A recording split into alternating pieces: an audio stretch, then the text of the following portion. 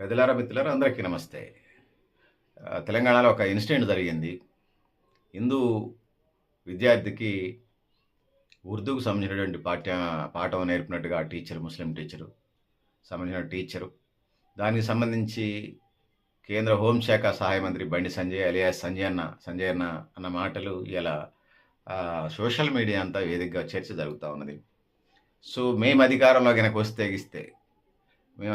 వస్తే ముఖ్యంగా హిందువుల పిల్లలందరికీ కూడా బొట్టు పెట్టడం ఖచ్చితంగా జీవో తీసుకొస్తాం. గాజులు వేసుకోవడం అనేది ఒక ఎజెండాగా జీవో తీసుకొస్తామని చెప్పేసి అన్నారు. సో ముఖ్యంగా ఎవరు మతాచారాలు వాళ్ళు పాటించాల్సిందే, దాంట్లో తప్పేం లేదు. భారతదేశం లౌకిక రాజ్యాంగం, దాంతో పాటుగా భారతదేశం సెక్యులర్ స్టేట్తో పాటుగా ఎవరికి నచ్చిన అభిప్రాయాలు యాంటీ సోషల్ ఎలిమెంట్స్ లేకుండా జీవించవచ్చు. సో మీరు ఎవరు అధికారంలోకి వస్తే వాళ్ళు జీవో తీసుకొస్తారు, అది ఓకే. మరి 29 రాష్ట్రాల్లో 21 రాష్ట్రాల్లో మీరు అధికారంలో ఉన్నారు బండి సంజయ్ గారు. మరి ఎన్ని రాష్ట్రాల్లో మీరు ఈ తీర్మానాన్ని చేశారో అదొకటి ప్రెస్ మీట్ పెట్టి రిలీజ్ చేస్తే మంచిది. అదొకటి అడుగుతా ఉన్నాను. దాంతో పాటుగా ముఖ్యంగా బాలికా విద్యకు సంబంధించి చాలా సమస్యలు ఉన్నాయి. కడుపులోని ఆడపిల్లని చంపేస్తా ఉన్నారు. పుట్టినా కూడా ఆడపిల్లల్ని బడికి పంపించడానికి వెనకాడుతూ ఉన్నారు. పుట్టిన తర్వాత నాయనమ్మ తాతయ్యలు చూసి రావడానికి అదేదో ఆ ఆడపిల్ల అదేదో ఏదో నష్టజాతకురాల్లాగా కనీసం 3 నెలలైనా 6 నెలలైనా చూడనటువంటి పేరెంట్స్ని నేను ఎరుగుదును. సో ఇట్లాంటి పరిస్థితులు అయితే ఉన్నాయనేది నేను తెలియజేసుకుంటా ఉన్నాను, సోదరులారా సోదరీమణులారా. సో అందుకోసం నేను ఇంకేం చెప్పదలుచుకున్నాను అనే దానికి వచ్చినప్పుడు ఇవాళ నేను చెప్పదలుచుకున్నది ఒకటే. సో ఈ దేశానికి సంబంధించి వచ్చినప్పుడు హెరిటేజ్ అండ్ కల్చర్ మీరు చెప్పాల్సిన అవసరం లేదు, మేము పాటిస్తాం. మీ పార్టీ పుట్టకముందు, మీ ఆర్ఎస్ఎస్ పుట్టకముందు కూడా మేము గ్రామ దేవతలను కొలుస్తా ఉన్నాం. ఇదే ఆచార వ్యవహారాలను కంటిన్యూ చేశాం. విదేశీ ఆర్యులు వచ్చి ఇక్కడ బ్రాహ్మణ పేరుతోని రాకముందు నుంచి 5,000 సంవత్సరాలకు ముందు నుంచే మా గ్రామ దేవతలు ఉన్నాయి. మేము ఆచారాలు ఈ దేశ మూలవాసం ఆచార వ్యవహారాలు పాటిస్తాం. సో అయితే బీజేపీ బండి సంజయ్ కేంద్ర హోంశాఖ సహాయ మంత్రికి ఈ సందర్భంగా నేను అడగదలుచుకున్నాను. ఆడపిల్లలకు సంబంధించి కడుపులోని చంపేస్తున్నారు. ఆడపిల్ల అయితే చోట్ల బడికి పంపించడం కష్టంగా ఉంది. పంపించినా కూడా మగపిల్లాడైతేనే ఒకే కడుపున పుట్టిన ఆడపిల్లకి సంబంధించి అన్నైనా తమ్ముడైనా వాడినేమో ప్రైవేట్ స్కూల్కో కార్పొరేట్ స్కూల్కి పంపించాల్సి వస్తే, ఈ పిల్లనేమో గవర్నమెంట్ స్కూల్కి శనివారం ఆదివారం వస్తేనేమో కూలికి పంపిస్తూ ఉన్నారు. పెళ్ళైందా పంపించాలి కాబట్టి బడికి పంపిస్తూ ఉన్నారు.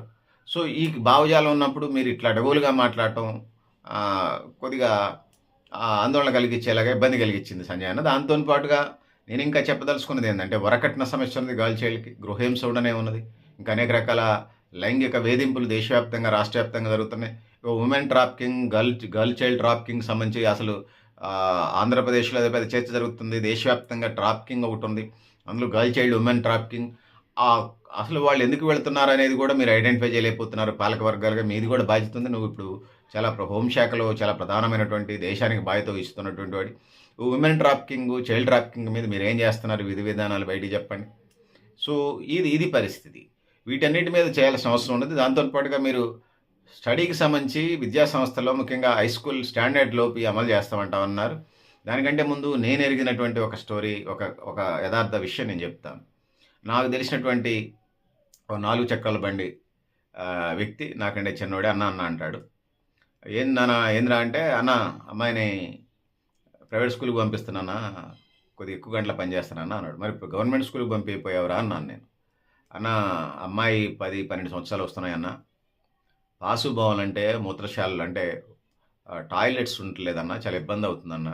అంటే నేను ఒక చిన్న సంఘటనే, ఇలా యూరినల్స్ ఉండవు, గర్ల్ చైల్డ్కి టాయిలెట్స్ ఉండవు, త్రాగునీరు ఉండదు, ఫ్యాకల్టీ ఉండదు, ప్రభుత్వ విద్యారంగాన్ని మొత్తాన్ని ప్రైవేటుకి అప్పచెప్తారు, అవినీతి, బంధుప్రీతి, ఆశ్రిత పక్షపాతం. అసలు ఆ ప్రభుత్వ రంగంలో ఉన్నటువంటి వాళ్ళు, ప్రభుత్వ పెద్దలకే విద్యా సంస్థలు ఉంటాయి. మరి ఇది పరిస్థితి. మరి మీరు అన్నది బండి సంజయ్ గారు ప్రభుత్వ విద్యారంగానికి సంబంధించి జీవో తీసుకొస్తారా, యావత్ ప్రైవేట్ సెక్టర్ కూడా తీసుకొస్తారనేది ఇంకా క్లారిటీ ఇచ్చుంటే బాగుండేది. సో మీరు అధికారంలోకి వస్తే, ఎవరు అధికారంలోకి వస్తే వాళ్ళ పద్ధతులు వాళ్ళు చేస్తారు. తర్వాత మళ్ళీ ఎన్నికలు వచ్చినప్పుడు ప్రజలు వాటిని అంగీకరిస్తే ఓట్లు వేస్తారు, లేకపోతే బంగాళాఖాతంలో కలుపుతారు. అది ప్రజల నిర్ణయానికి వదిలేస్తాను, నాకు వ్యక్తిగతంగా ఏం లేదు. సో అందుకోసం నేనేమంటున్నానంటే, గాజులు తొడిగిస్తాం, బొట్లు పెడతామనేటువంటి ఆచార వ్యవహారాల గురించి మీరు మాట్లాడేటప్పుడు మౌలిక వస్తువులకు సంబంధించి బీజేపీ కానీ ఎన్డీఏ కానీ ఏం చేస్తుందనేది దేశవ్యాప్తంగా సమాధానం చెప్పాల్సిన అవసరం ఉంది. ఆచార వ్యవహారాలు మీ బీజేపీనో మీ ఎన్డీఏనో చెప్తే వినే పరిస్థితుల్లో మేము లేవు. మీరు పుట్టక ముందు, మీ తాతల పుట్టక ముందు, మీ పార్టీ పుట్టక ముందు, మీ పార్టీల పెట్టినటువంటి మీ పార్టీలని, మీ ఆర్ఎస్ఎస్‌ని పెట్టినటువంటి వాళ్ళ తాతల పుట్టక ముందు నుంచి మేము గ్రామ దేవతలను కొలుస్తాం. ఆచార వ్యవహారాలు, హెరిటేజ్ అండ్ కల్చరు భారతదేశ సంస్కృతిలో భాగం మేము. ఈ దేశ మూలవాసులం. ఈ దేశ ఆచార వ్యవహారాలను కొనసాగిస్తాం. అదొక భాగం. మీరిచ్చినటువంటి పెద్ద మనిషి మీరన్నా, మీరిచ్చినటువంటి స్టేట్మెంట్ వల్ల ప్రజల్లో ఒక పెద్ద చర్చ జరుగుతూ ఉంది. సో విభజన తీసుకొచ్చి విభజన రాజకీయాలతోనే గెలుద్దామంటే గెలుచుకోండి కానీ ఎవరు ప్రజల ఆమోదం పొందినప్పుడు గెలిస్తే మాకు అభ్యంతరాలు లేవులే. కానీ నేను చెప్పదలుచుకున్నది ఏంటంటే, ప్రధానంగా ఇంకా నేను చెప్పదలుచుకున్నది ఏంటంటే, మౌలిక వస్తువులు విద్యా సంస్థలో పెంచే, ప్రభుత్వ విద్యారంగ సంస్థలో పెంచే కార్యక్రమం చేయండి.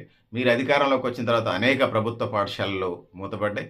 ఇవాళ వైద్యానికి 100కి 70 రూపాయలు ఖర్చు చేస్తున్నారని చెప్పేసి మీ నివేదికలే చెప్తున్నాయి ప్రభుత్వాలు. మీ ఎన్డీఏ, మీ బీజేపీ పాలిత ప్రభుత్వాలు రిజల్ట్స్, సర్వేలు, రిపోర్ట్లు, నివేదికలు చెప్తా ఉన్నాయి.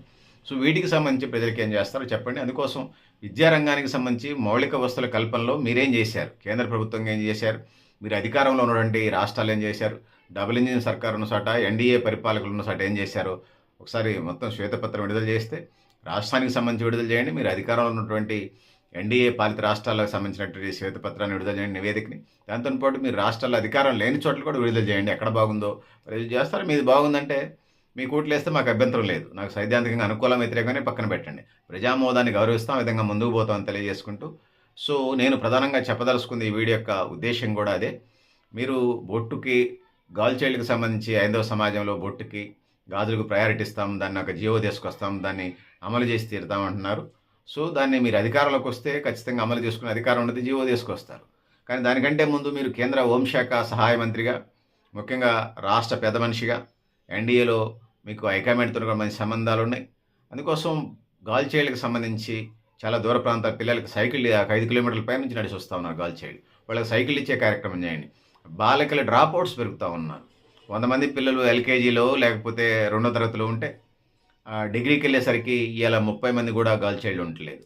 వాళ్ళు పెరగటానికి సంబంధించి మీరు ఏం చేశారు, ఏం చేస్తారో చెప్పండి. సో ఆ విధంగా బాలికా విద్యను పెంచే కార్యక్రమం చేద్దాం. విద్యా సంస్థల్లో మౌలిక వస్తువులు పెంచే కార్యక్రమం చేయాలనేది ఈ సందర్భంగా తెలియజేసుకుంటూ, అంతా కర్మానుసారం, వాళ్ళ కర్మ అంటే మాత్రం సహించేది లేదు. నువ్వైనా అన్న అయితే అన్న, ఇంటికి రా, కోడిని కోసి పెడతాం. నీ కోడి మాంసం, నాన్ వెజ్ తినకపోతే నీకు ఇష్టమైనటువంటి ఫుడ్ తెలుసుకుంటాం మేము, మీ పార్టీ నాయకుల ద్వారా.